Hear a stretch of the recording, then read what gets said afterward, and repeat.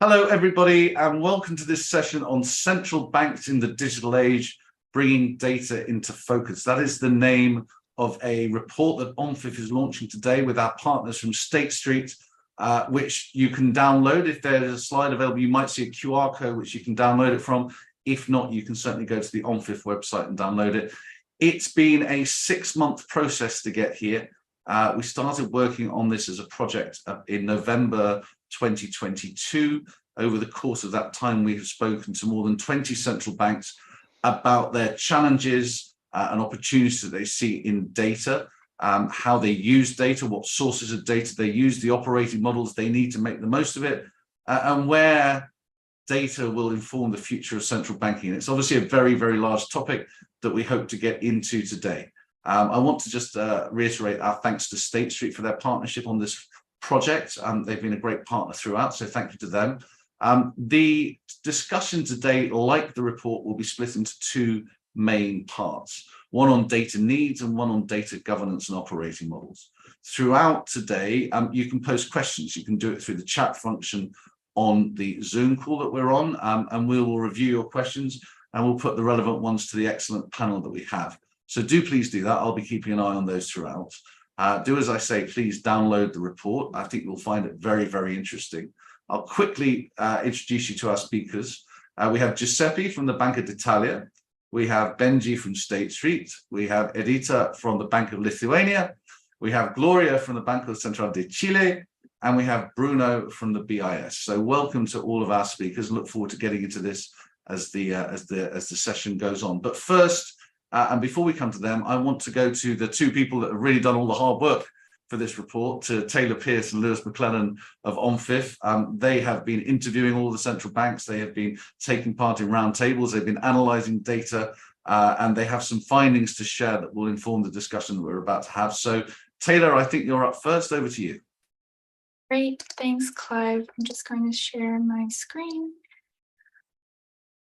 So thanks for the introduction. My name is Taylor Pierce. I'm a senior economist here at OMFIF, and together with my colleague Lewis McClellan, I helped author this report. Thanks everyone for tuning in. I just wanted to give a little bit of background before I walk through the key findings. As Clive mentioned, the research process for this report was conducted in kind of 2 stages.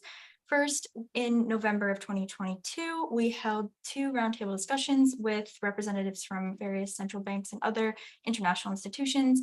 And as a second stage, from some of the insights we got from those roundtable discussions, we conducted an additional series of bilateral interviews. And in the end, we have insights from 18 institutions from across the Asia-Pacific region, Latin America, Europe, and Africa.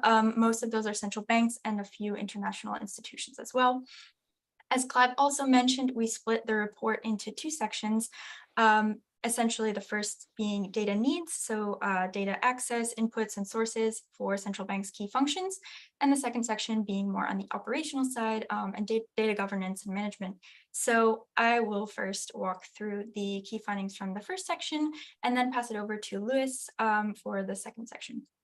So first, the first key finding is that central banks are changing the way they collect and use data. New technological capabilities have incited major changes in central banks' data usage and collection. This spans across all their different key functionalities, including monetary policymaking, financial stability and supervisory functions, and reserves management, just as a few examples. We found that even though this has been going on for the past several decades, there were 2 catalyzing events which really changed the way that central banks are thinking about their data usage and collection. The first being the global financial crisis. Obviously, the kind of traditional statistical models were proven insufficient for capturing risk. And so as a result, to try to mitigate some of those blind spots, there were a number of new regulations put in place, including the Basel III regulations that led to a proliferation of new data collection regulations, essentially. So this really led to a huge boom in the kind of quantity that central banks of data that central banks were collecting, excuse me. And we found that central banks that we interviewed were a little bit split here. So a few didn't have much to say on the new regulations, but we heard from a few that they found that these were not very well harmonized and led to, in some cases, too much data. So maybe that's something we can discuss in the panel. And secondly, the pandemic led to, obviously, traditional data sources suddenly became unavailable, and this led to an opportunity for central banks to collect and analyze more and different types of data. I'll come to a few examples in a minute, but essentially the key developments are that central banks are using new data sources. Their data sources are increasing in breadth and depth. They're also using new analytical tools to analyze old data sources, and I'll come to an example in a minute. And we're seeing more crossover in data usage across departments.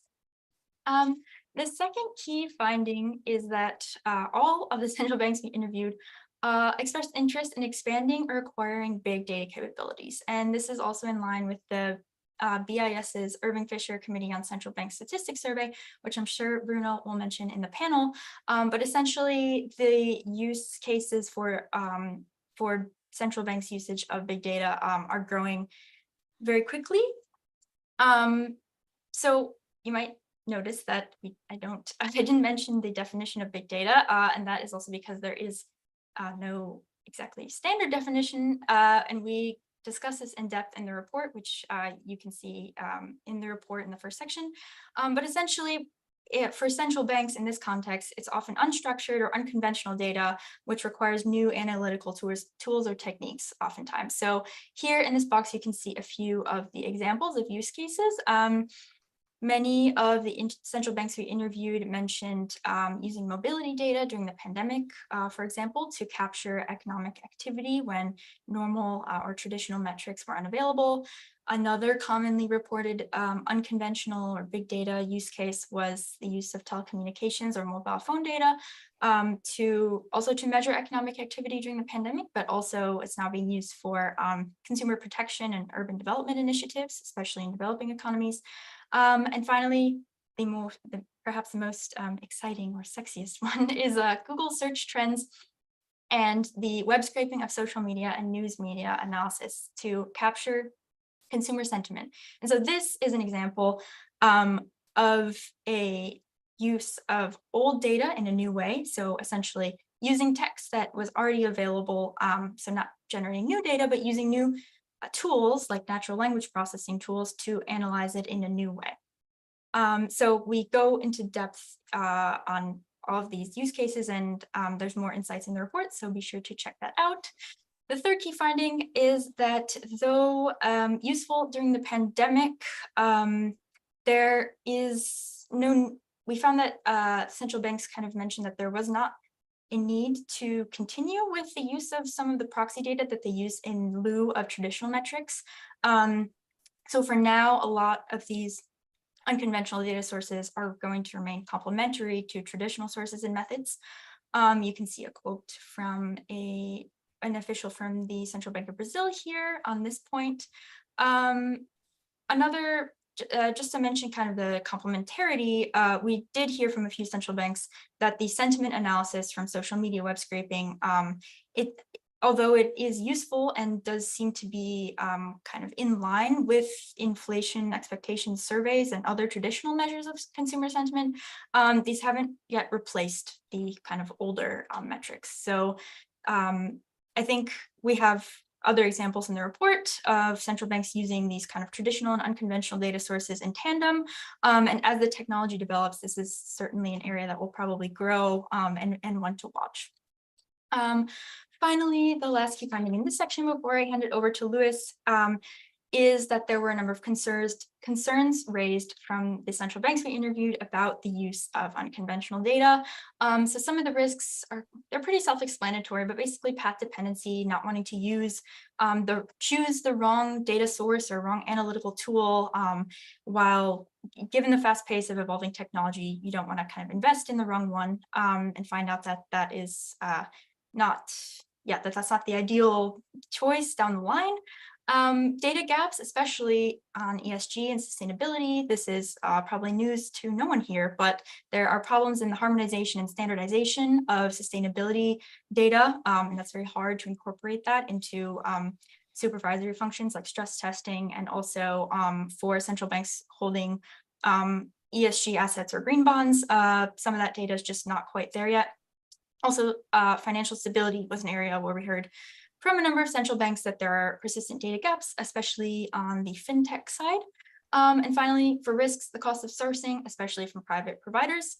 And just very quickly on the trade-offs, a lot of the central banks we interviewed spoke about the trade-off between availability and accuracy. So just because now casting or streaming data in near real time or real time is now more widely available, this doesn't necessarily mean that that data is in a usable format for policymaking or other supervisory tasks. And that can come with reputational risks if they are using kind of inconsistent or unreliable data sources. Second, primary versus secondary data sources. An example of this would be that one official mentioned kind of the fear of using Google searches, as Google is a bit of a black box and they don't actually have access to the primary queries themselves, the primary data of the queries themselves, but more Google's aggregation of those queries. So that's just an example of kind of the risk between primary and secondary data. How reliable is this data, especially if it's coming from a private provider as well. And finally, zooming in versus zooming out. There's so much data that central banks have now at their disposal. They basically just don't want to lose, don't want to focus on the trees and lose sight of the forest, or I'm not sure if I got that right, but yeah, essentially this metaphor. And that basically concludes the first section. I'm sure that Clive will touch on a lot of these points in the panel discussion, and I look forward to hearing what the panelists have to say about these. But the conclusion of the first section is basically that new technologies and new technological capabilities can address some of central banks' data challenges, but other challenges will require more old school political or operational solutions. So with that, I come to Lewis. Hi there. Yes, I'm Lewis McClellan, the editor for the Digital Monetary Institute at OMFIF. And as Taylor alluded to, this section of the report, we focus not so much on the uses for the data, but its management, the data governance strategy. And you know, one of the big conclusions that was kind of universal among the central banks we spoke to, with a few exceptions. Can we go to the next slide? With a few exceptions, almost every central bank that we spoke to said that an institutional-wide data governance framework was a relatively new thing for them. Most central banks allowed each department to kind of run their own data management, and you know, as Taylor alluded to earlier, the complexity and the volume and the variety of data and the purposes that it's gathered for has really exploded over the past 20 years or so, 15 to 20 years in the central banking community. I mean, beyond that as well, but for central banks, that meant that divisions had to bring up their own data management strategies. And what that meant for many central banks is that there was the data was being gathered under different policies, so from different sources and in different formats. And we spoke to several who mentioned they're using 15 or 16 different services. That means sometimes the same data is gathered multiple times. It means sometimes some data is only available in a tool that only one or two people might know how to use. And if they leave or even just go on holiday or fall ill, it becomes a bottleneck that for other members of the central bank to make use of that data. The other issue is that well, there's a whole variety of issues that we go into in the report that arose as consequences of this. But if you're using several different services for the same bits of data, unless there is very tight version control, you end up with a situation where one department of a central bank might be performing analysis on data that's been updated by another part of the central bank without knowing it, or using an old version. Yeah, in general, the quality of the analysis that a central bank can generate has been limited by this sort of organic data governance approach. So I think, yeah, with that exception, all the central banks that we spoke to said that they were in the process of kind of overhauling their data governance and implementing new strategies for ensuring that they're managing the data that they gather as efficiently as possible. Can we go to the next slide? So yeah, and so although every central bank that we spoke to was in the process of developing a governance strategy or implementing a governance strategy, these strategies often differ quite widely, more widely than we expected actually coming into this. In the report, we go into these in a little bit more detail, but the different architectures that people are using to ensure that data is stored efficiently and correctly and available to everyone who needs it and nobody who doesn't need it. So we mentioned data virtualization, data lakes, data warehouses. We also discuss data marts, data marts and data lake houses in the report as well, although we didn't have any central banks tell us that they were using those, but just as an example of some other data architectures. So I mean, I won't go into too much detail on the differences that these approaches have, but suffice it to say, data virtualization is generally speaking a cheaper way of doing things that has a less demanding technical implementation style. Data warehouses are the other end of the spectrum. Quite a sophisticated data architecture, but it ends up perhaps with less flexibility in the sorts of querying that you can do in the data that you store in it. Data lakes, somewhere in between, very flexible architecture, but again, you know, that flexibility does come with a cost. There has to be a very well understood process on how the data within the lake has to be managed, because it makes fewer distinctions, fewer requirements on how the data is stored. So that we compare those in a little bit more detail in the report, so you can take a look at that there if you're interested in the different architectures that people are using. Should we go to the next slide? And on that point of, you know, the training that's required for, you know, data lakes in particular, but all of these processes, one of the things that quite a few central banks mentioned to us is that, you know, there are obviously technical challenges in data governance, but you know, the technical capabilities have come on a lot in the past 10 years or so, and generally speaking, you know, it's fairly well understood how to build these data governance architectures. It's not a technical problem that necessarily requires a great deal of ingenuity or the invention of new solutions to solve, although it does take time and resources to implement the work. But the biggest challenge that central banks are struggling with, or having to spend the most amount of ingenuity working on, is developing the cultural support within the bank, making sure that that everyone in the institution is on the same page about how the tools that they're designing or procuring are to be used, and how data is to be stored, to ensure that you don't run into the problems that I alluded to at the start of the more sort of organic approach, where people run into a variety of challenges. And so that, I think, is at least as important as the choice of technical architecture, you know, whether using a warehouse or a lake or one of those other architectures that we mentioned. Can we go to the next slide? So cloud, again, this is a really interesting topic. The opinions were very split on the suitability of cloud for central banking.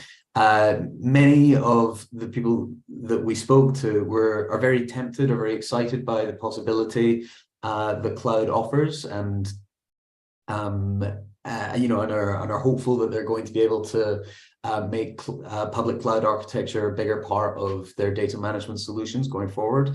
But not everyone agrees on that. But what everyone does agree on is that the central challenge that they that they're grappling with in terms of applying, making use of public cloud architecture is data sovereignty. So ensuring that that they have control over their data and that it's not vulnerable to ordered release by a foreign government.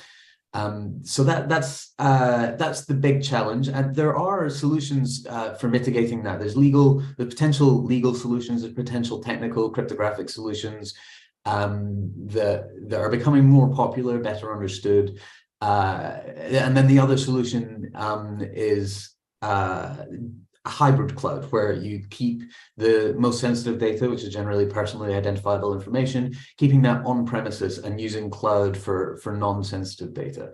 And one of the advantages that cloud offers is access to the best quality modern analytical tools. So often artificial intelligence is a big factor here. So it's an extremely AI analysis often requires a great deal of computational power.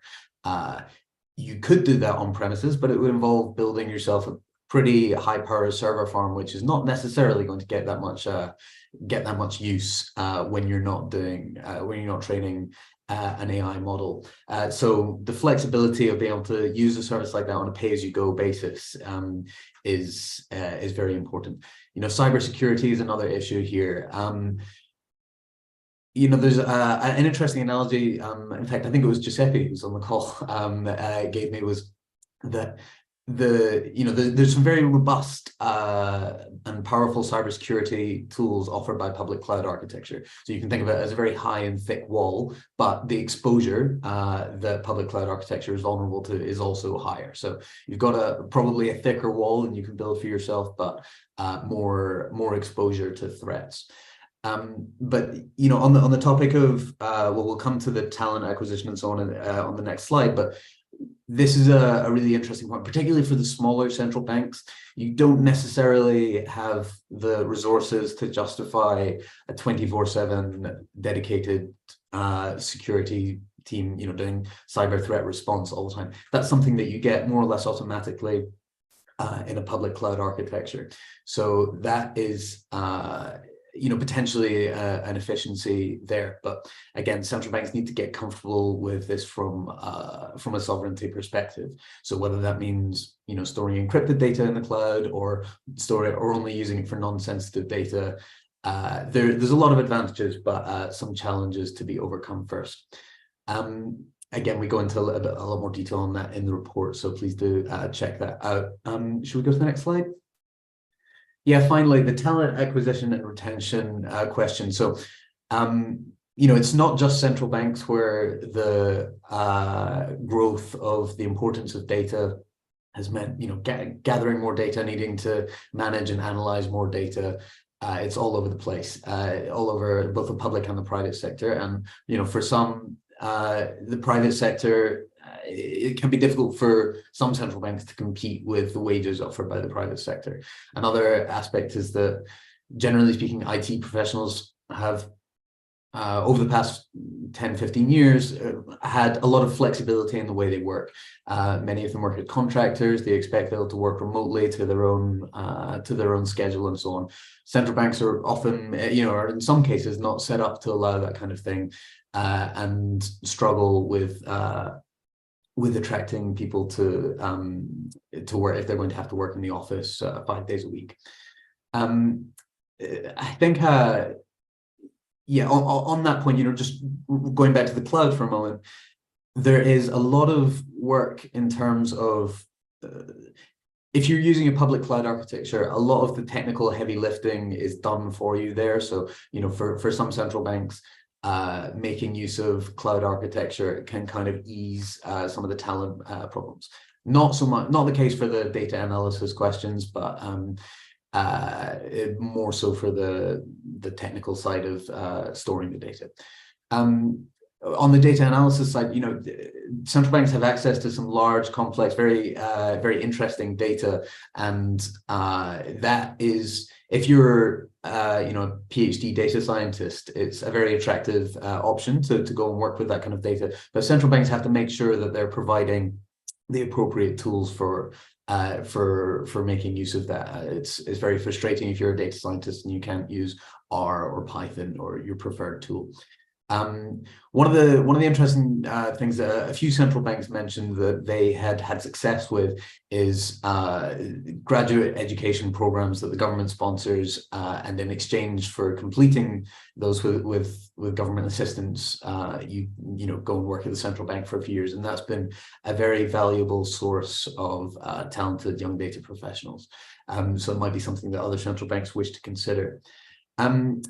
We'll leave it there. Obviously, we go into a lot more detail in the report itself, and on the next slide, I think we have a QR code which you can scan to take you straight to the download link. Otherwise, just go to the website and you can download it from there.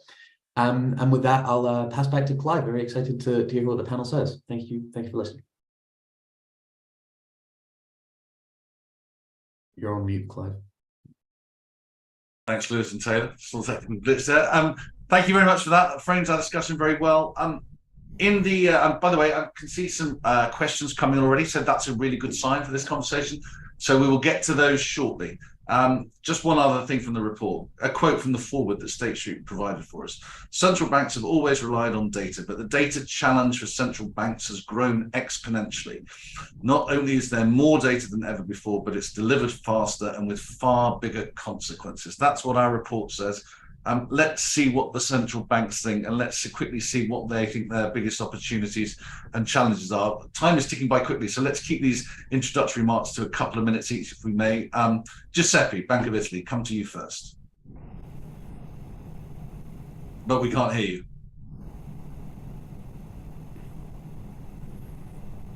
And we still can't hear you. There we go. Okay, sorry for the problem. Anyway, as you said, we really have been swamped by data, but this is a phenomenon which started even 15 years ago. I guess one of the main challenge that we are dealing in this period is trying to balance between internal and classical structured data with new non-traditional data.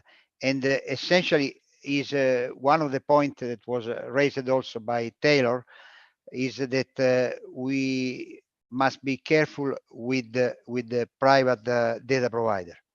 And the reason is easy to understand, because of price, because of stability. So for sure, we need to find a way to keep our data flowing constantly over time. I think this is one of our main challenges for this data revolution. Thank you. Thank you, Giuseppe. Edita, over to you, please.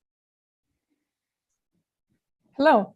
Yeah, so I totally agree that central banks were always data dependent, but actually now we should go to the look that central banks are more like data-centric organizations, and that we have to use the data, and not only for that checking if the hypothesis was right, but to have the insights from the data. And now in this world for the big data and with the possibility to have more granular data in the central bank, we can do this. Yes, and here we have also some challenges as well. So we have that variety of data, a lot of data sources, a lot of data users, and they still are working in the data silos. So here we collect data several times, and we sometimes do not know what we have in the central bank. So here we have to come into the field of the data governance to look to all the stages of the data value chain, to look to the collection of the data, to the analysis of the data, and the dissemination of the data, and to get in the best practices and to work with the data and to overcome these challenges. Thank you. Thanks, Elisa. We'll go into that a lot more detail. I know that there are some commercial banks in the world these days who call themselves technology companies rather than banks, but I don't think central banks are quite ready to call themselves technology companies just yet. Gloria, let me come to you on this, just to give us an overview from the Bank of Chile on the data challenge and the way that you use data at the moment. Well, first of all, thank you for the invitation. Well, I will say that to the Central Bank of Chile, it was very, very good opportunity to have better data, because we could improve our analysis, take better decision also on monetary policy and financial stability, and through this to serve the society. The new information that we get and the new sources offer us a better understanding of new phenomena and get a more comprehensive picture of the economic situation, especially in the time of where central bank now are having this challenging task as it is inflation. So we also can share better information with the public in general, with researchers. We can produce new indicators at the market and share with them, with the market, researcher, public in general. Also, as others have said, we also have a lot of challenges. The central bank are very used to work as silos, and now we have the challenge to consolidate a data governance model. We are taking into account now, we are trying to develop in the central bank. We at the Statistics Division have a very important role, because we are very used to work with data. Not now, as Giuseppe said, for many years, statisticians have been working with high volume of data. So now we have a very important role in consolidate this data governance and to have a more robust guidelines, protocols to access the data, to take care of the confidentiality, and to assure a correct use of the data. We receive many information from administrative records from other institutions, and also we have to take care of that. And the cultural change is also difficult, because people is used to work the way they like. So now if we are going to change that, it's not sometimes good for them that we are pressing them to move, to other forms of protecting data, for instance, or how we are going to implement all the protocols. And also we would like to have a centralized, in a certain way, centralized, but also decentralized. So it's a mix. And that's the most important challenges. Gloria, can you give us a sense of how many silos that we're talking about here? Well, mainly financial. For instance, we have different divisions in the bank. They are called division instead of unit. And so monetary policy, financial stability, and statistics, for instance, we are the more active using data. But at the beginning, for instance, each people go to the ministries or to the institution to ask for some information, new information. And then we have many people at the same time duplicating the job. And we were not coordinated, we didn't talk each other. So now with this data governance model, we have a committee where everybody participates, we have regular meetings, and we have new guidelines and protocols. Who is in charge or ask for going to ask for new information, for instance. And that's a function that we are taking and statistics. We don't want people going bilaterally, and creating a chaos. So that's the one of the issues that we see in silo. And the other thing is using tools or new techniques. We also have some seminars, domestic seminars, in order to share what the analysts are doing and to share new technique or machine learning or the codes, or you can share everything. So we're trying to also to have a data warehouse for those kind of code and share that and don't duplicate or waste time if somebody already did the same, that kind Thanks, of. Gloria. Edita, I can see you nodding. Are you facing similar challenges here? Yeah, I totally agree. So the same situation was in Bank of Lithuania. We also different purposes, financial stability purposes, statistics, supervisory on the top, and the same data. And every person uses data how he wants it, and now we want to have a strategic view. And we also have a data committee. We also have a centralized collection of the data needs that we will collect data only once. So I see that we are going in the same direction. And Giuseppe, before I come to Bruno, Giuseppe, same for you. Similar challenges, similar solutions. Yes, I would like to add a few points on what Gloria said that I'm very sympathetic with, especially the possibility to share code and application. And on this issue, I've been working along with Bruno, with the IFC, essentially, I would say, in order to, first of all, set up some sort of training platform, so that we meet, I would say, every year, and we try to discuss a variety of issues related to the platform for sharing code and sharing data, and also provide examples, right? Exactly how we did it in a particular institution. And so this is a very important things. And of course, we should try to increase the area of institution which adhere to this sort of central code, central platform, where we can take examples of different applications. So for sure, the possibility to share these new techniques, new analytics, and a new platform is something that comes from cooperation, for sure, from cooperation. So this, I think, is one of the main challenges, trying to be able to cooperate more. We'll come back to some of that sharing as a subject, because I think it's important. But Bruno, I mean, BIS sits as the bank to the central banks, and there seems to be a real commonality of purpose and interest here. What are your thoughts? So first of all, many thanks for inviting me. Congratulations for the excellent report. The presentation by Taylor and Lewis, very, very interesting. What can I add to my very esteemed colleagues? I fully support what was said. I can perhaps emphasize 2 points. Opportunities. I would like to repeat the obvious, what Gloria has said. The Irving-Fisher Committee, which is a BIS committee representing the statistical functions of around more than 100 central banks in the world, we have done some surveys, and we were really surprised to see that there is a lot of opportunities for the wide range of policies. Can be monetary policy, can be financial stability, macro-prudential policy, can be micro-prudential policy, can be payment systems policy, can be financial inclusion. We are very surprised to see that everywhere there is a lot of appetite for new data and new data tools, also new source and new tools. My own feeling is that among all of these areas, perhaps the most advanced area is the statistics produced by central banks, where there is a lot of use of these new techniques and new data to enhance our statistical offering, and, for example, to enhance what we call data quality management processes, okay, to automatize, to produce more rapidly, more flexibly the data.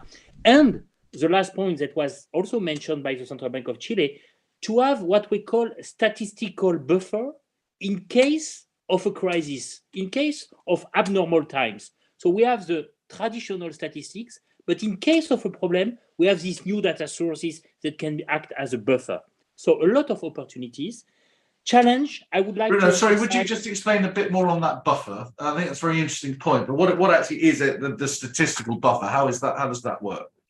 Well, it's exactly what happened during COVID. During COVID, suddenly you were unable to have some kind of data sets because, for example, of the lockdowns, you couldn't have surveys, or you had firms that were closed, and suddenly you had to move to something else, to have some additional sources that you could use because you were in the dark. So this concept of having something in case of need, in case of a crisis, is very important.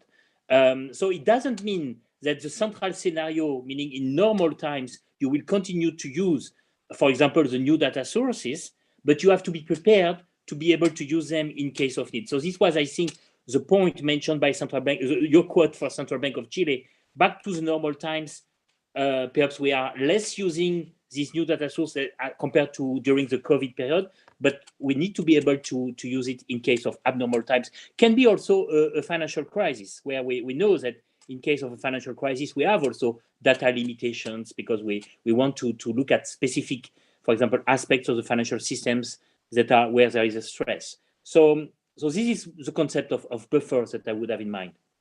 Okay, thank you, Bruno. In terms of challenge, I would simply emphasize and make the two comments from Giuseppe and Edita together. So I think central banks are really a unique animal. We are producers of statistics and we are users of statistics. So Giuseppe is right. We have a lot of issues with these new data sources, private sector data, as a producer, like all national statistical institutes, in fact. But on the other side, Edita is also right. We have a lot of issues related to the functions that we are looking at the use of the data because we are policy institutions. So the challenge is really how to make this work, to be both producing and using these new types of data. Great, Bruno, that's very helpful. Thank you very much indeed. Benji, at State Street, you'll spend your days speaking to asset owners across Europe, including central banks. This is obviously a topic for those. Let's give us your thoughts from a sort of advisor's point of view. Sure. Well, I can't really top the great remarks by the panel so far, but I just would pick up on a few things that I'm seeing, and I'll finish with a kind of problems statement I was recently given by a central bank. But just to address those two talking points, what's the biggest opportunity in data for central banks?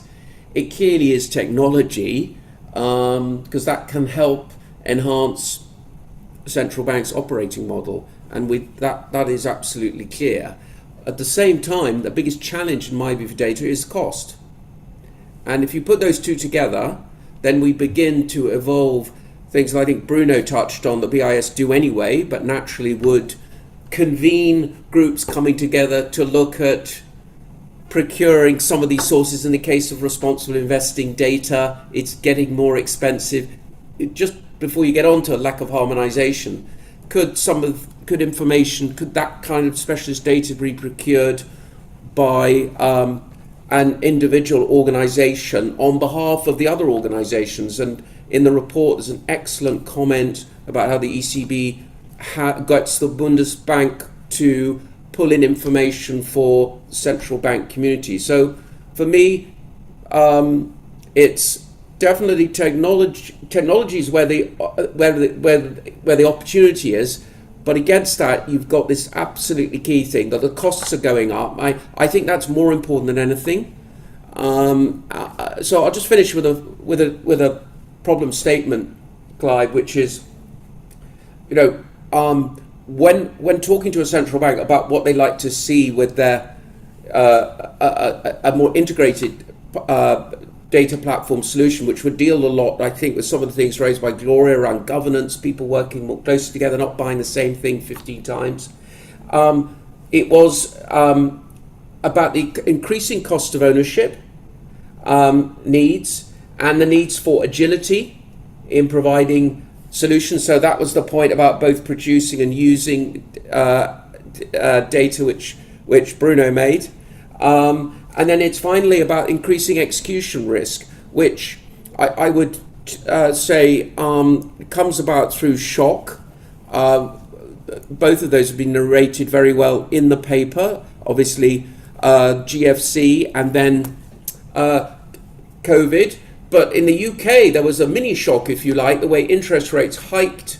There was a huge call on the system amongst pension funds who collateralized. And so we're in interesting margin positions, and no one really knew where the data was. And I think there's going to be comeback. Bruno's nodding.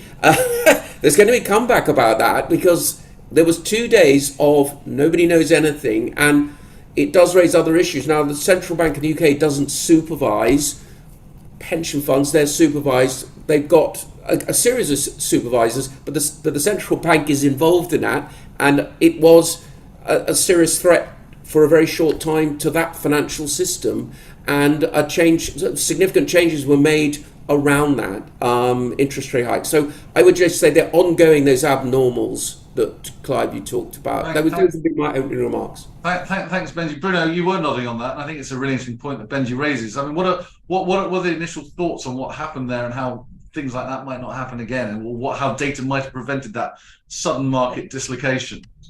No, I was nodding because it was exactly related to your question on the statistical buffer. When I mentioned the example of COVID, and I said, well, also in a financial crisis. So I don't know the situation at the Bank of England, but for us at the BIS, we were exactly confronted with this issue, that there was this crisis. and we wanted to have more information. And of course, we couldn't use the data that we have. So we had to rely on other types of data as a buffer, in fact. So being prepared to use any type of data that can help you in face of extraordinary circumstances. This is the Thanks, buffer. Bruno. Okay, I want to go back to operating models shortly, but I just want to talk about the new sources of data that are available, and to ask each of the central banks in turn, what new sources have they found the most useful? Edita, maybe come to you for that first. Okay. So actually, not really new source, but very useful source in the time of the COVID-19 for us was the data of Central Credit Register.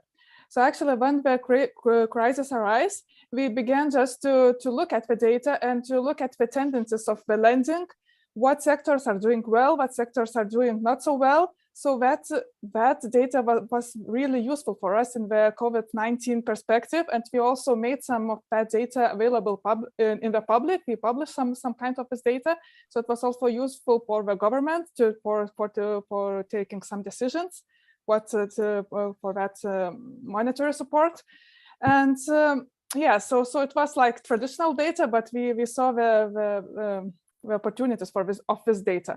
But speaking about the untraditional data, we also use some social media data to do some semantic analysis. So now it's begin to be more popular. But it is just like, just trying to do something, not like our day-to-day work with these unconventional data sources. So you're using social media more in anecdotal format rather than modeling with it, is that right? Yeah, for analytical purposes more, but also in models, yes, we begin to use it. For example, for the real estate market forecasting, we use the sentiments, what people are thinking about if the prices of the real estate is going to rise or not, and then we sometimes look how it goes with our models. But yes, it's more for analytical purposes. And how long would you test a new source of data for before you were comfortable that you could rely on it as a part of your model, a stable part of the model?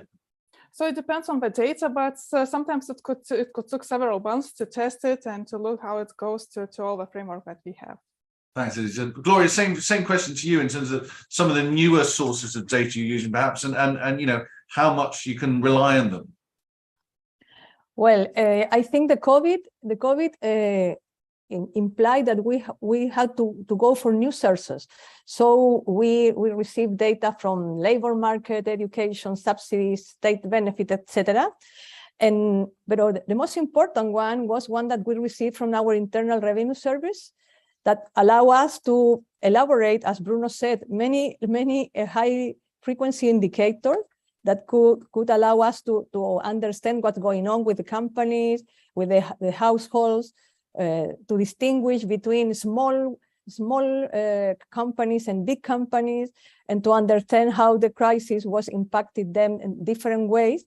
So using that, we also could publish some indicator now that we call them as experimental statistics, because they are not as robust as the official one, but they are more timely.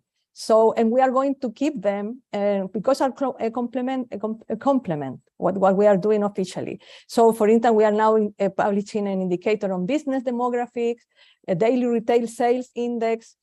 We also have a mobility index. We also publish a mobility index calculated with digital receipt from gas station, for instance. So we created a very new set of experimental statistics that are very, very useful for people, the researcher, the market.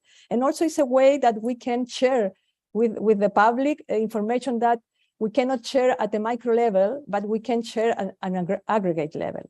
So in that sense, to us has been very positive. The people, the researchers, the market has been using a lot this information. It's a complement of our official one. Thank you, Gloria. Just to ask, are you using social media at all at the moment?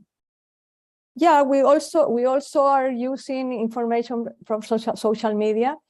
We have some sentiment sentiment indicator that we are creating, and we are using information from the press. And that's an indicator we are not publishing now, but we are working on that. Very interesting, very interesting. Giuseppe, same for you in terms of the newer sources of data, and at what point do you start to say, yeah, I can rely on these are robust? Well, sorry. So please, over to you, Giuseppe. Thank you. Please, Giuseppe. Yeah, but you're on mute. Thank you. Can I, no. I thought Gloria wanted to add something. You carry on, Giuseppe. We'll come back to Gloria in a second. Okay. Sure. So first of all, it is really be interesting listening this conversation, and I would like to return on what has been defined like a buffer statistics, because when the pandemics broke out at Bank of Italy, we didn't have a buffer statistic. We didn't. And the other important point that I heard is the agility. So for me, agility is the possibility to being able to switch from one source of data to another one.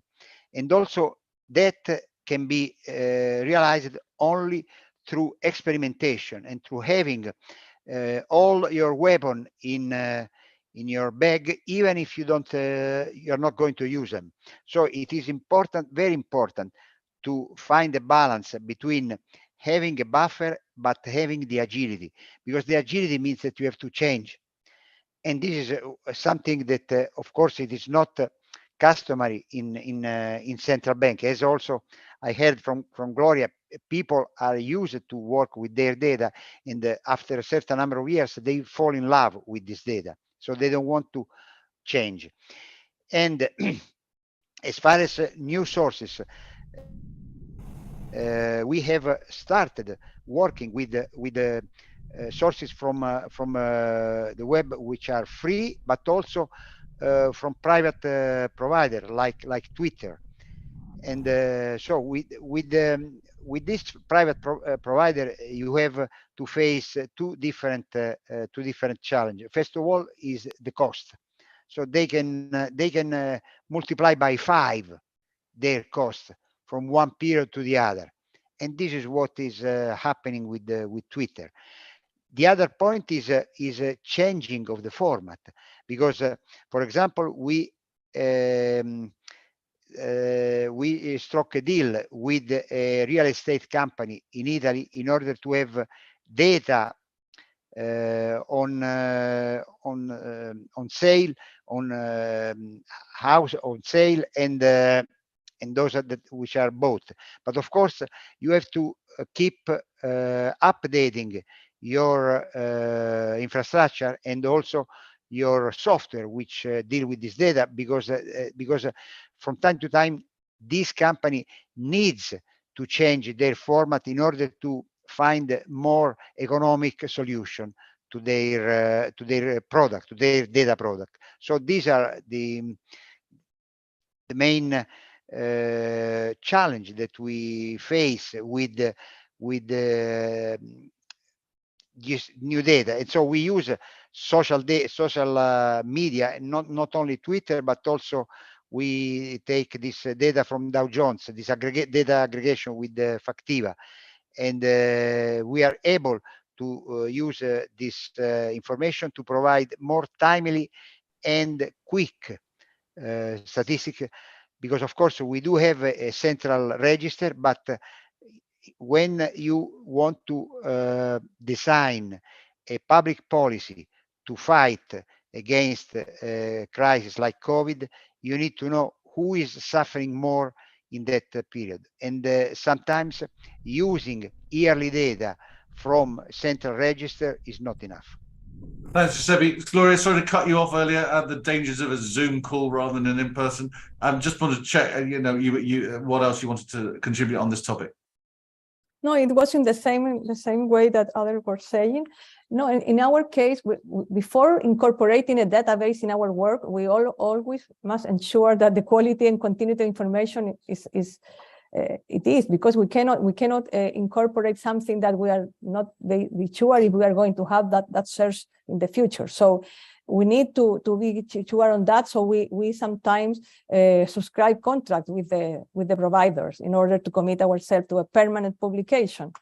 And also, we always validate and verify that databases before using them, because again, sometimes they come with some errors or some outliers, or you need to be sure that they are okay to be incorporated in our statistic, even though if they are experimental statistics. And as I said, that's the way also we found to have this more agile a more agile reaction and to have this new sources. And I think this experimental statistics also are subject to more revision afterwards, because always you have a trade-off between timeliness and quality. So our official statistics are better on quality, but probably not good on timeliness. Rather, this experimental one are better on opportunity, you know. So it's a trade-off, and I think we are going to keep both. Thanks, Gloria. Bruno, just again to sort of get your overview on this, are there any consistencies in what you're hearing about new sources of data that people sort of like think are robust and long term? One of the things that was mentioned in our report was things like the following supermarket scanners as potentially an immediate view on what's happening to retail prices, for example. I mean, just to get your view on that. No,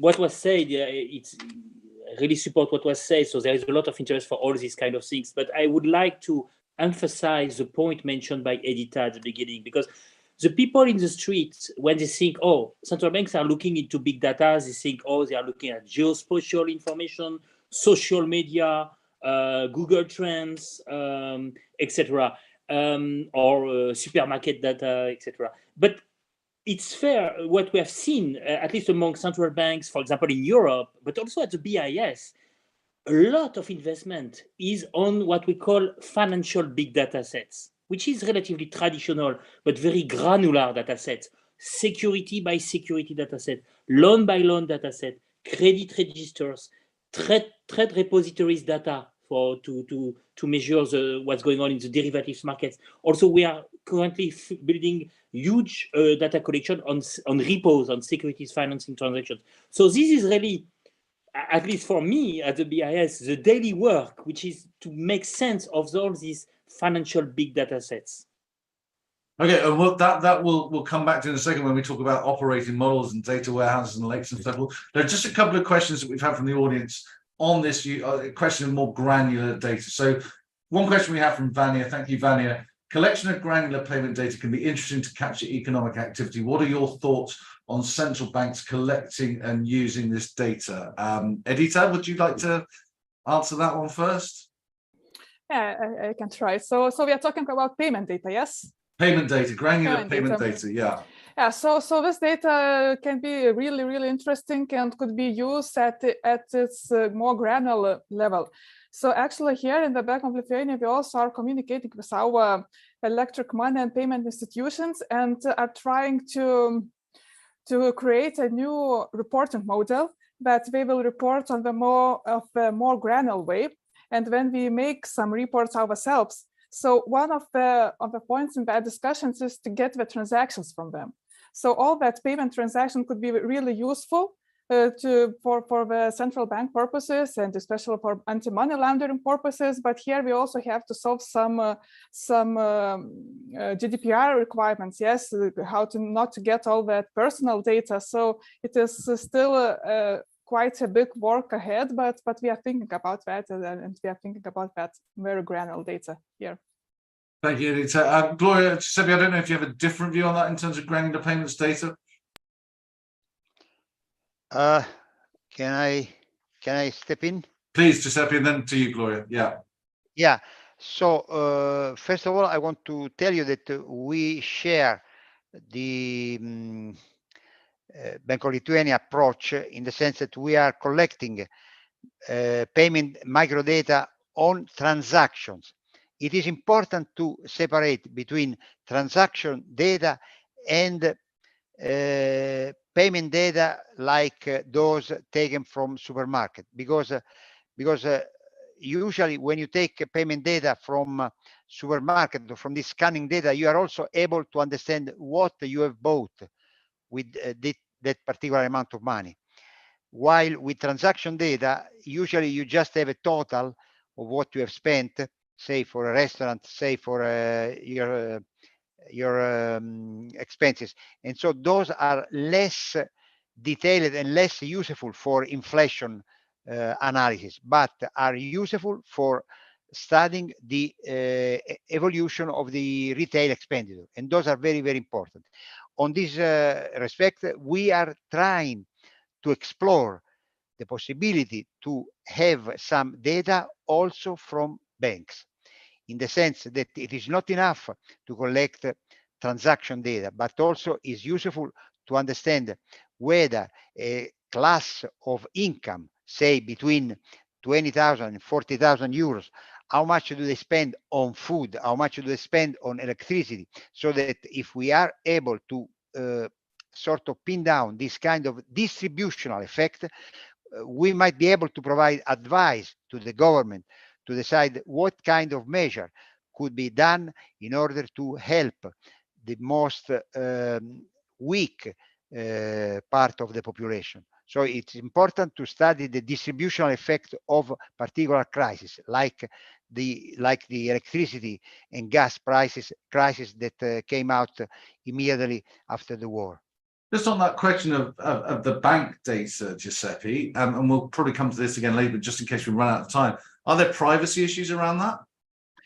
There are. You are right. There are privacy issues, but that is why I'm saying that I want to provide sort of a question of in classes. So I think we can, as a statistician, as a central bank, we can ask banks to generalize. So we don't want to know the particular checking account, how much does he make every year and how much does he spend. We want to classify, for example, families of current accounts, say in a certain average of amount of money which is in there. And so from there we want to go on. So we don't want to go into the details of each expenses, because otherwise we would end into this privacy issue, and that of course you are going against freedom of people.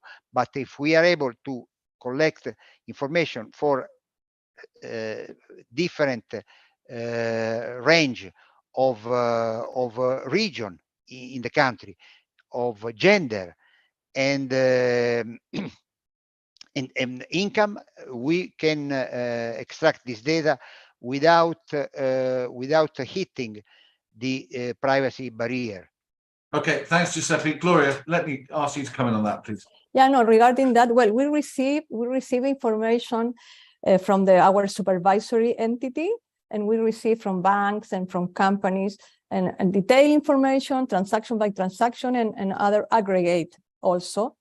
I think we combine both kind of information. I think for the people of financial stability, it's very important to have more granular data and to know more in detail, because they want to discriminate different types of size companies, for instance, or household, as I said before. So they need to have more disaggregation. So we work with both, but it is certain that we also, as bank, we also can request some transaction by transaction. For example, on derivatives, we receive daily all the information that banks or companies, all the derivatives transactions they are making, for instance. And that's obviously that is very sensitive or very confidential, and we treat them very carefully, obviously. And we try to work not with the ID or unnominated, not knowing who is behind the transaction. So I think that's a very important issue, because yes, it is good to have details and granular information, but at the same time it's a risk. How do you treat them, and how do you take care of that? And it is an issue of concern at a high level in the bank. And also now, if we have information from the natural person or we also have to fulfill all the privacy laws, or how to protect the consumer and each person her privacy. So it's an issue to us, and we put a lot of effort and try to avoid the use of not very good use of this data. Okay, thanks, Gloria. I'm going to move on to the operating model side of it in a second, but we have another question, and we've talked quite a lot here about granularity of data. And a question from Michael, who asked, how should central banks handle the challenge of data fragmentation in discharging their monetary policy responsibilities? And Bruno, just to come to you on that, I suppose that's another way of asking, can you have too much granularity of data? Yeah. Just on payments data, some central banks are using also for tourism or balance of payments. It's quite helpful, but also for macro-prudential policies in related to the property markets, because when they set loan-to-value ratio, etc. So this is also quite, granular data. So this was mentioned, I think, by Taylor at the beginning. The challenge is to see the forest at the same time to see the trees within the forest. So it's not easy. What we have said at the BIS on many occasions is that you need to be prepared to do both. And in normal time, it's time dependent. So for example, in normal times, the risk is really to be overwhelmed by information. So we really think that it's important to stick to well-established indicators to spot whether something is going on that is abnormal. Okay, but you will never know in details. So the kind of indicators that we look are macro aggregates like asset prices, like credit cycle, things like that. And then when you have doubts about what's going on in terms of vulnerabilities, or because you are seeing that there is, in fact, fragilities, then you need to switch very rapidly. And the agility that Giuseppe was mentioning is key to be able to zoom in a specific sector, in a specific situation, to assess the fragilities in a very granular way. So it's this dual approach, having the big picture, always looking at what could go wrong, but you have to be relatively general, and then the ability to move very rapidly and to focus on very granular things. Thank you, Bruno. Let's move on to operating models. Let's talk about data governance frameworks, but maybe I can come to Benji first. Benji, what are your thoughts on sort of best practice in terms of operating models for central banks in this space? I just pick up, actually, my response to your question is actually to make an observation on what Bruno is saying. You need all this data, you need the traditional data and the new data. So the challenge ultimately is about managing the data. So I think the big one, the overall, for central banks is to consider a data platform structure, and that then crosses some sensitive areas such as cloud, not cloud, data sovereignty, which are covered extremely well in the paper. But I think what we're heading towards, early days, is a consideration that the question is actually you do need those granular payments, and central banks are extremely good and have got they've got sets of very skilled people to look at that.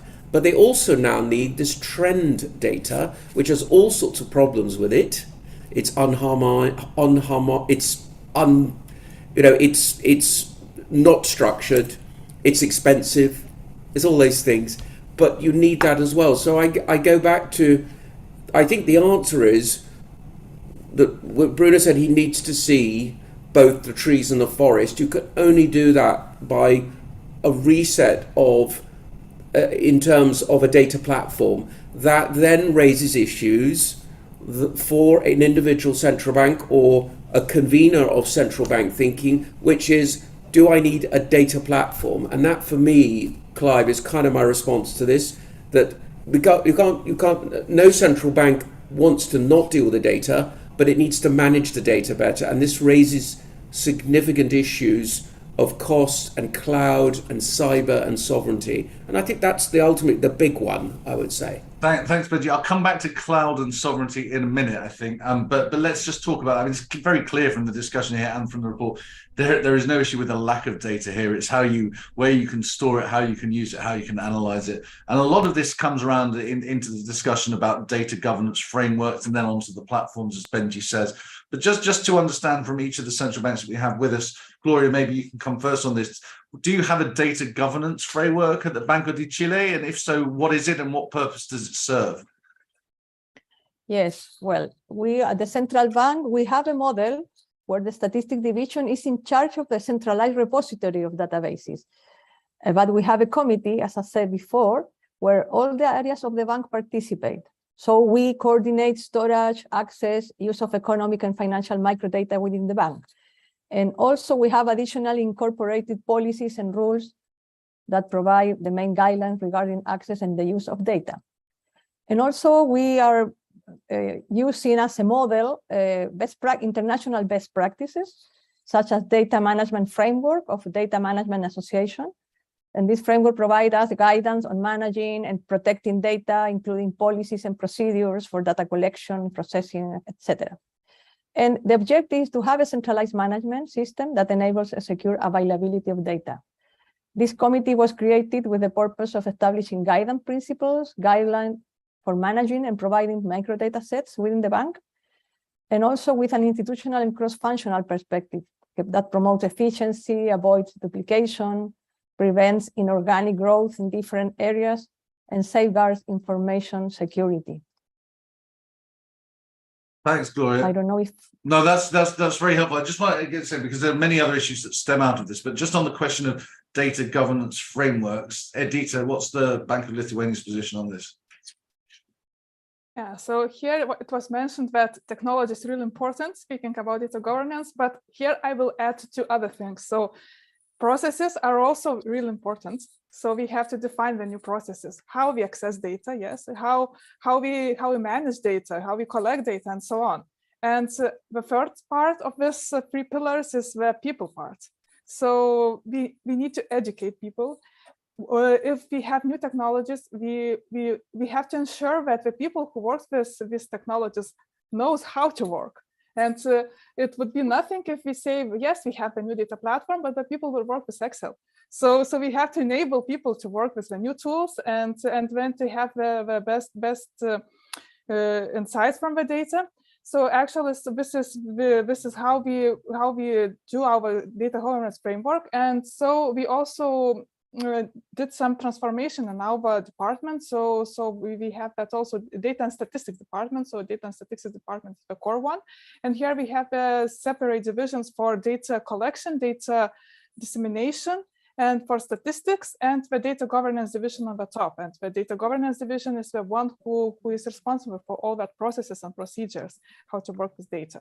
And then, as I mentioned before, we also have the data governance group, where all the data stewards, who is in the business departments, works together with the data and statistics departments with the questions related to data, and the data committee, who is responsible for the decisions related to the data. Thanks, Elisa. And we'll come to the people thing. It's an important point again in a second, but just again to ask you just around the data governance framework that you have in place. Yes. So as far as banking data, banking statistics, and all of the other structured data, we do have a committee, I think like the one which Gloria talked about earlier, in the sense that is composed by many different areas within the bank, and the statistics division within the economic and statistics department lead the whole committee. And so they meet regularly and they discuss the arrangement of this traditional data. So even traditional data deserve some sort of modification over time. For the new data, for the so-called non-traditional or sort of different kind of from social media and things, there it's a bit tricky, in the sense that it's not easy to find a father for these kids. Let's put it this way. Yeah, because you know, many people say, well, I don't want to deal with this data because it's too, I mean, the variability is high in terms of technical variability, but also management variability, because you might change the person that you are dealing with.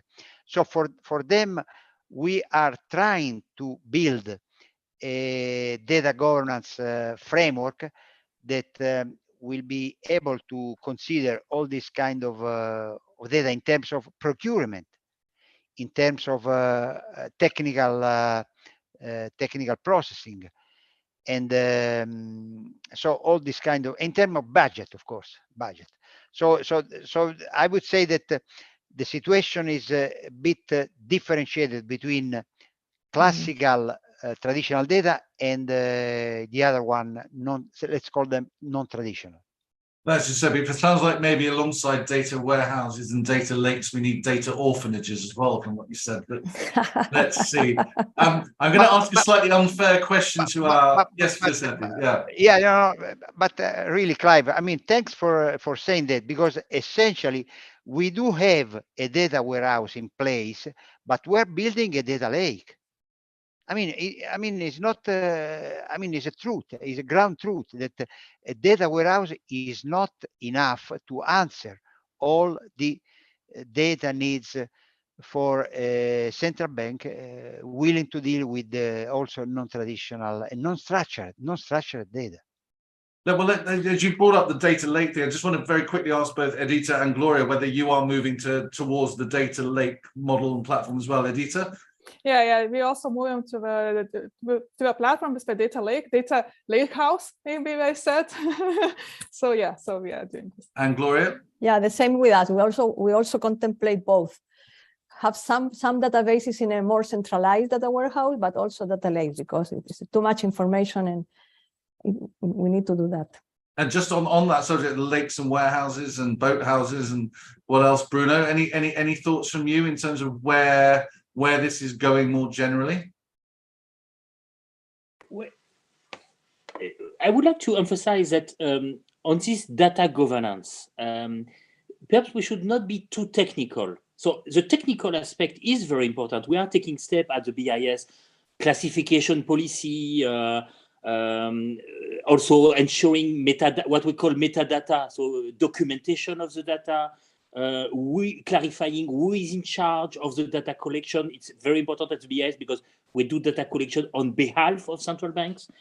All this, I would say, is technical, but I think there is also the cultural aspect that was mentioned by Lewis to data governance, because governance for us, at least that a report from the IFC showed that for many central banks, it has to be very holistic. It's all what can ensure confidence in the data, but in the full process, so in the data management, but also in the analysis, the tools to analyze the data and the use of the data. So all this, and this is perhaps more difficult because the answer is culturally, is not just technical. No, understood. I want to just quickly ask each of the central banks for this, a slightly unfair question. I apologize in advance for it, but I think it's an important one. And that's to say, if on a scale of 1 to 10, 1 being not very good and 10 being really, really good, where would you say your technology platforms are now? And also, what would it take to get closer to 10? Giuseppe, I'm going to put you on the spot first, sorry. Okay, well, it is really a tough question because it is not easy to judge himself, to judge ourselves. But I would say that at the present we are, I would say on a scale from 1 to 10, we are at, I would say 7. I would say 7. We are trying to improve our score with this data lake and technical infrastructure, but still that doesn't mean that it will bring us to 10, because in order to go to 10 we need what Bruno was saying, a cultural, I mean, Lewis, a cultural revolution. And for that, I think it takes time. I mean, differently from social revolution, data revolution takes time because you need to teach people, and people have to accept. I mean, it's not something that you can tell, okay, you do this and that's done. So it's something that requires time, patience, and constance. So it's about the platforms, and as Edita said earlier, it's about the people as well. And obviously, it is a challenge to find, train, and maintain those people. Right. The right skill, skill. Yeah, Edita. So same thing. So on the platform side, where do you reckon you are, and where's a realistic place to get to? Yeah, so I think that is quite similar with the Bank of Italy. So I also will give 6 or 7 because we still have a lot of legacy systems. So we have to maintain them. And now we have a transformational project where we are creating the data lake, and we are moving to data lake. So when we will move that, so we will increase in that maturity. But before that, yes, we also need to all the processes, all the people sides to look also into this aspect. Same questions, Gloria. Yeah, well, I will say the same. We also rate our system with a 6 because we are not fully leveraging the richness of information due to the limitation of our current analytical tools. And currently, we also are implementing a new computing platform based on distributed processing. It's a big data project, we call it. And we hope that will be in operation by the end of the year. And also, I would like to add that I totally agree with Bruno and the other that the most important challenge we have is the cultural one. It's not the technical one. Even though it's expensive, we need to have resources to do it. But I think the most difficult is to convince people, to attract people to follow these new guidelines, and that's the hard part. But I think I am optimistic because when people also see some advantages, they are very, very, very attractive to do it. But we need to sell this very well. You know, we need to show them the advantages or being part of this system or the protection of the confidentiality and all of that. So that's a work that we have to do daily. Thanks, Gloria. Bruno, it's not fair for me to ask our central bankers directly this question, but from your point of view, how much of that 6, which by the way is pretty good given this is such a fast-moving market, but how much of that is down to constraints in terms of salaries for really good professionals to keep them, or the availability of investment to have the best technology platforms? How much of that is an issue? Well, for me, I would rate the systems that we have here for statistics at the BIS more between 4 to 5 on your scale. And of course, you have all the reasons that you are mentioning, money, skills, etc. But perhaps I would raise another important issue and contradict you a little bit, Clive, when you were saying there is no issue like a lack of data. The problem is that we have to do all these new investments, and at the same time, we are facing new data needs. So it's true there is a lot of data, but perhaps not all the data that we need. And we have just launched at the G20 level a new data gaps initiative. And basically, we realize that we still need to have much more data on financial markets, for example, on non-bank financial, on derivatives markets, on off-balance sheet data. We need to have much more data on climate change, ESG issues, on distributional issues, as Giuseppe was mentioning. So the challenge for us is to continue to produce statistics, to enhance, to continue to improve for these new data sources, new data tools, and at the same time, to launch new data collection exercises that are huge, in fact, that are taking decades, in fact, to be achieved. So that's why I would go for a 4 and a 5 compared to my brilliant colleagues. Maybe you're too modest, Bruno. Let's come to the issue. We are quickly running out of time, unfortunately. Let's come to the issue of the cloud, and obviously related to it, the issue of data sovereignty. And in the process, one of my favorite moments of doing this report was a central bank governor who said, a central banker who said, as an IT guy, I love the cloud, and as a central banker, I hate the cloud. And I wondered whether that rather summed up the issues. Benji, maybe I can just come to you first, just in terms of where you see, obviously, as an institution yourself, but also as an advisor, cloud services is a hugely important topic. Where do you stand on this, and where do you think that's more importantly, do you think that the central bank should stand? Well, I think we're heading in the direction to look at the cloud seriously as a community of central bank, or my observation as an outsider, because it does provide that operational resiliency. It could meet some of the convening needs, the sharing of code, all the things that the central banks have started to do amongst themselves and with. So the cloud, it does point in the direction of the cloud in terms of operational resilience, and it's already been practiced in terms of non-sensitive data, but then we cross into sensitive data, we cross into sovereignty issues. This gets highly, it's, in a famous phrase of another central bank, it's too early to tell when sensitive information will go into the cloud. I think the reservations are valid, but does cloud actually give greater protection than on-site? No, at the moment. But this is, I think we're on a cusp here because of the other factors raised, such as which we were getting to, which is more systemic shock, agility. Everyone's, well, there was a range between 4 out of 10 and 7 out of 10, but of course we're only as good as the next shock. So the agility, the ongoing business as usual, absolutely, but agility does get tested more frequently now. Maybe it was 25 years ago. So that does point, in my view, when you start to talk about data management towards the cloud, but it's problematic, as has been pointed out. So my answer is that I think that's the direction of travel, but it raises for practitioners the wonderful panel you've collected here around sensitive information. Can that be overcome?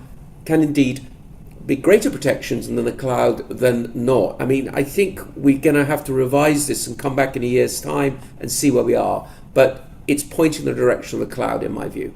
Well, let's put your very good question to our central bankers. Gloria, what's the Central Bank of Chile's view on use of the cloud? And maybe as a statistician, you would love to use the cloud more, but you understand that as a central banker, maybe it's not as simple as that. Yeah, it's not a simple thing, I think. Currently, we are using the cloud just for public data, and we don't have yet some databases at the cloud. And I think this is an issue in an early stage in the central bank. We are just thinking about it because we see the advantages that it has, but at the same time, well, in the short term, we cannot do it because the most of the databases that we are using are not from our own property, and the owners of those databases doesn't allow us to put it in the cloud. So at least now we cannot do it, but we are thinking about it because the bank also, the people from IT is already using some services in the cloud, and where is confidential information, they are encrypted, the information, so they say this is a very safe place to put some information, but we have not yet now to that kind of decision. So we have to think about it and see what other central banks are doing, how they are facing this, and we have to learn from them also. So the knowledge sharing here is quite important as this develops, is it? Yes, exactly. Thank you. Aditya, same to you on the cloud and the challenge of being a central bank wanting to use the cloud. Yeah, so I think that this is quite similar to what was said before. So actually, cloud is inevitable part of the future, but how long the journey will take, we will see. And now on the European level, we also are discussing the usage of a cloud, and let's see how this discussion will go forward. And how are you using it at the moment? Not really for the data, just for public data only, yeah, but not for any sensitive data, yeah. Giuseppe, same to you.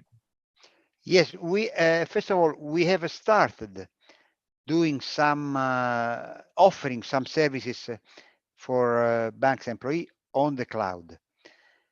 I think that cloud is a development and is going to be developed fast for simple reason, because essentially our IT department pushes for having some service on the cloud simply for cost, for economic reasons, not for other problems. But of course, we do have to face what you have stated, like data sovereignty issues. But on this I don't see problems, because the technological provider, this big tech company, have already prepared solution which allow for data sovereignty to be satisfied, so that if you are in Europe, you can have your data center in Europe, or if you are in Asia, you can have your data center in Asia. But so this has been already solved. This issue remains the problem of sensitive data, remains a problem that for most of our processing, we need to strictly abide to our data protection officer directives.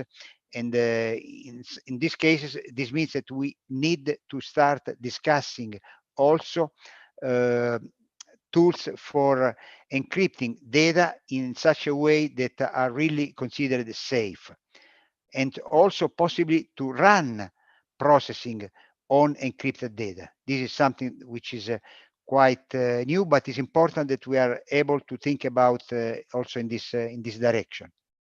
Thanks, Giuseppe. Bruno, I'd love to get your thoughts on this. I mean, you know, it's obviously a hot topic. It's obviously a complex topic. We talked earlier about sharing as well, and then cloud, as Benji said, would seem the obvious way to share more, and that would be a good thing. Where do you think this is headed? No, I share personally. I share Giuseppe's view that it will be in the future. Another reason to what he said, that we are told that some software, some tools will not be maintained, will be maintained only in the cloud. So, but I think what is important, and is in fact emphasized in the report, is to have this issue of sovereignty, because cloud, people think, oh, cloud is anywhere. No, cloud is located in specific data centers, as Giuseppe was saying. So it does matter where the data centers are located. It does matter what is the company that is having this data center and what is the nationality of this company. And then, depending on all these details, then perhaps we can be confident to put data in the hub. So it's an issue for the BIS, because we collect information that is sensitive from other countries in the world, and we need to be sure that this will be protected. But again, the cloud is not just the cloud. The cloud is, you have to go into the details of what it is really. And where are you storing that information now, Bruno? So currently, for confidential information, we are not in the cloud.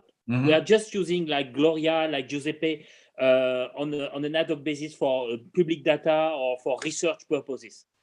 But it's true that we are considering having some things in place, obviously in Switzerland. But again, the devil is in the details. It depends where is the data center, who is owning the data center, etc., etc. Okay, thank you. The protection, the degree of protection that you can have on information assets is very important. Thank you, Bruno. We're very nearly out of time, so I'm going to just end with a speculative question, although it is certainly one that everybody's talking about at the moment, and that is the potential to use artificial intelligence, AI, whether you are already, or where that AI debate might be headed in terms of central banks and how they use data. Giuseppe, maybe you could kick us off on that.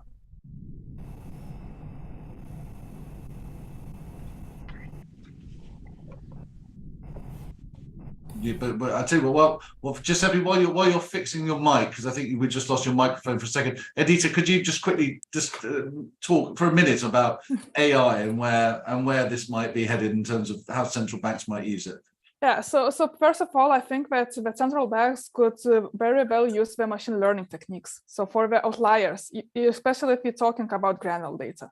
So it's one use case.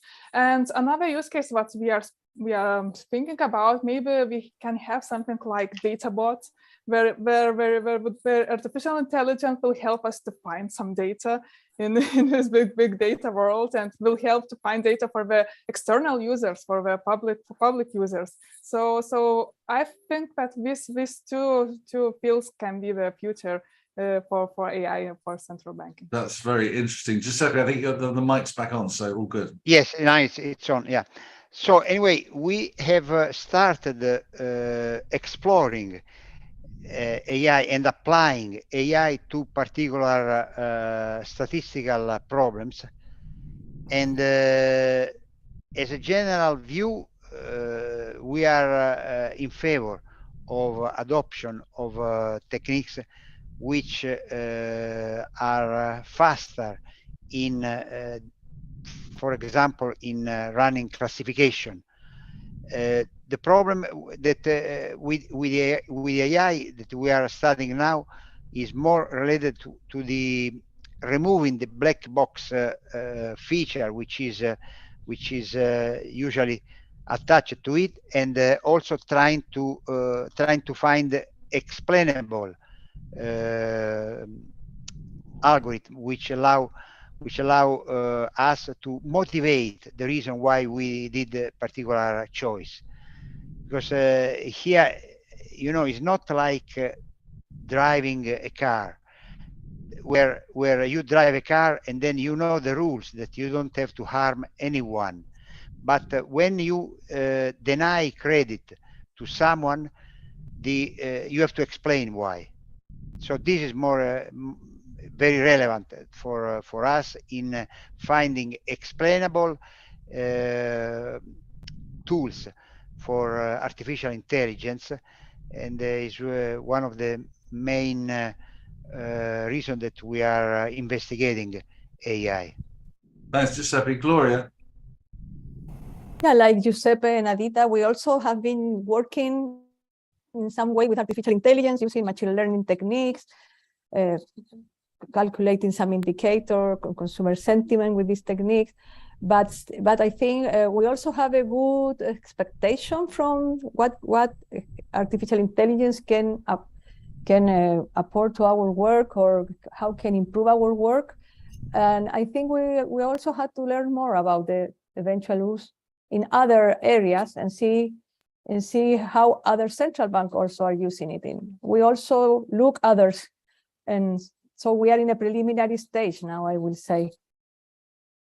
Thanks, Gloria. I did try searching on ChatGPT and ask it, should the Fed raise interest rates? And it gave me a very non-specific answer. So it's already obviously been well trained by economists. Bruno, just to you on the AI question and where this might be going. So just perhaps to repeat what was said, I think the starting point is that in our world of official statistics, a key principle is that the information has to be fit for purpose, okay? And this means that we are not yet there. First, because of the data and the tools, it's not still very transparent. So we don't have good metadata, what we call metadata documentation on the data sources that we are using, even on the tools. Sometimes the tools can be inaccurate because they can be trained on data sets. So the transparency on the data sources and on the tools is not sufficient. And the second point is that to be fit for purpose, it needs to be, as Giuseppe was saying, explainable. You have to explain to the public. And on this point also, we are not yet there. So we need to explore, we need to continue to look at what others are doing. But the time when the central bank will come to the press and will say, we met yesterday, we looked at Twitter data, we run some machine learning algorithm, and we decided to raise interest rates, I'm not so sure that it's tomorrow. I think it will take some time. But they did used to say, Bruno, that no chess machine would ever beat a human, and look what happens now. So you never know. But yes, Benji, please. Well, I mean, it is being used all around the central bank community. Just amusing, if I'm allowed to the panel, you know, commercial banks use AI to try and understand monetary statements by central banks. I mean, you know, so it's fascinating how it's being used by the very people who are supervised by the central banks. The other thing is, I would just say, it being all around, and therefore central banks can get a good view of this, or what works and doesn't work, is sources of information coming out with the responsible investing reports. A lot of that is now machine read around statements in company reports about what they're saying about climate and meeting their goals. And this is information that central banks are then getting off their pricing sources. So it's sort of all around the central banks. I think they're in a nice position to view what works and what doesn't work. So I think they have a nice height on this, actually. I think they have a strong advantage in AI to pick what they want, because it's happening all around them. That would be my view. Thank you, Benji. I think that's a great note for us to pause on. I certainly think that this is such a huge topic, but the collaboration and knowledge sharing is so important in this space. And through our friends at State Street, OMFIF are delighted to have played a small role in that. And we hope that we can continue to do so in the future. So it's just left for me to thank all of our speakers today, and thanks to the many, many other central banks who took part in the project.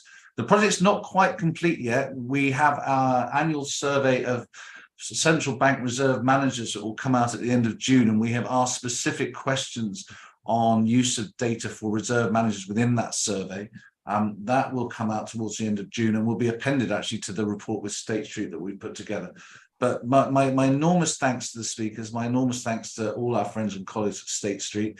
If you are interested in tech and data and all related subjects, make sure you register for OMFIF's Digital Monetary Institute Symposium that's taking place on the 10th and 11th of May. We're going to have some very, very interesting discussions around CBDC data, central banks, and everything like that over the course of 2 days. So go to our website, log in for that, and we look forward to seeing you there. But for now, thank you all very much indeed for joining us wherever you are. And thanks again to all our speakers. Thank you very much. Thank you. Thank Bye. you. Thank you. Thank you. Bye-bye. Bye-bye.